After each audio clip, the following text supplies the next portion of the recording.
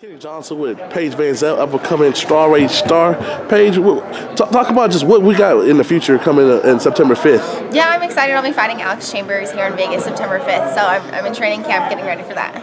After the way you dominated in your last fight, do you feel that you need to build off that to start kind of like move up those rankings? Of course, I did have a dominant performance, but I noticed a lot of gaps in my game, and I'm definitely just trying to take advantage of everything I learned from that fight and get better and put on a better performance for the next one. Talk about your whirlwind week. It's kind of like people know who Paige VanZant is. How's it cool from this time last year to this time this year? How's your life changed? It's weird in a good way. It's funny to think that people want my autograph. I'm just a small town girl, and now all of a sudden, like, everything's blown up in the last year thanks to the UFC, and I'm just excited to put on another good show and be a good representation of the UFC.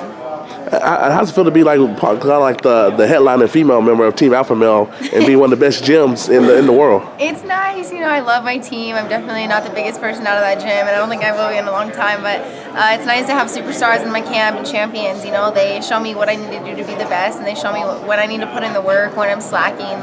They're on my back, and they're making me a better fighter. And what'd you learn from beating somebody like Felice the way you did last time? It felt good, especially she was a champion. I looked up to her when I was just starting. She was already a huge name when I just started. So it was nice. It felt really good, and I'm just excited to keep climbing the ladder. Speaking of huge names, I get your take on what's your take on the lady that you're chasing, Miss Young Jake Chick?